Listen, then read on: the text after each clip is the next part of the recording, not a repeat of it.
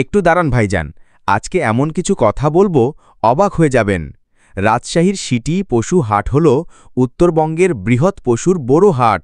বিশেষ করে ঈদুল আজহাকে কেন্দ্র করে হাটে জোয়ার পড়ে। নিচে সংক্ষিপ্তভাবে হাইলাইট তুলে দিলাম। সাপ্তাহিক হাটের দিন ও সময়। সপ্তাহে 2 বার, রবিবার ও বুধবার নিয়মিত হাট বসে। আসন্ন ঈদের সময় এটি প্রতিদিন বসতে পারে। চাহিদা ও ব্যবসা পরিস্থিতি। বিষয়টি ঈদুল আজহার জন্য ঘনিষ্ঠ সময়ে সবচেয়ে চরম। অনেক গরু মহিষ চলে আসে। মূল্য অনেক সময় উচ্চ, বিশেষ করে মাঝারি গরুর চাহিদা বেশি। ক্রেতার অভাব বা ভাবি ভুল হলে বিক্রেতারা অর্থ হারাচ্ছেন, বিশেষ করে প্রস্তুতির জন্য খরচ সামলাতে কষ্ট হচ্ছে। ভ্যাট, ভাড়া ও অব্যবস্থা। ইজারাদাররা প্রাপ্য ভ্যাট ভাড়া আদায় নিয়ে অনিয়ম ও বিতর্কে অভিযুক্ত।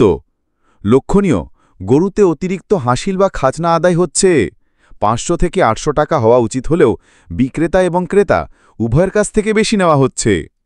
নিরাপত্তা ও স্বাস্থ্য সচেতনতা। জাল নোট শনাক্তকরণ মেশিন রাখা হয়েছে। ব্যাংকগুলো বুথ সরবরাহ করেছে।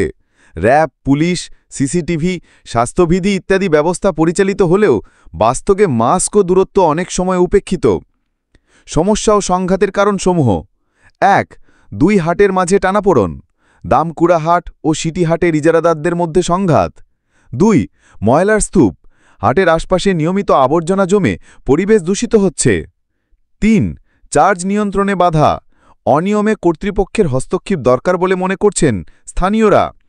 সারাংশ, রাজশাহীর সিটি হাট কোরবানির সময় চরম জমে যান।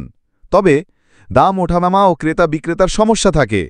অনিয়ম করার জন্য হাসিল, ভ্যাট এর কারণে বিতর্ক হয়। নিরাপত্তা ব্যবস্থা, স্বাস্থ্যবিধি ও পরিবেশের দিক থেকে উন্নয়ন প্রয়োজন। রাজশাহীর সিটি হাটে আজকের চিত্র, দামে ওঠানামা ও বিক্রেতাদের চ্যালেঞ্জ। জাল টাকার বিগ ঝামেলা ও স্বাস্থ্যবিধির অবহেলা দেখে অবাক হবেন। কোরবানির আগে হাটের দাম, ময়লা আর চাঁদাবাজির চলে। ভিডিওটা ভালো লাগলো একটা লাইক দিয়ে সাথেই থাকবেন।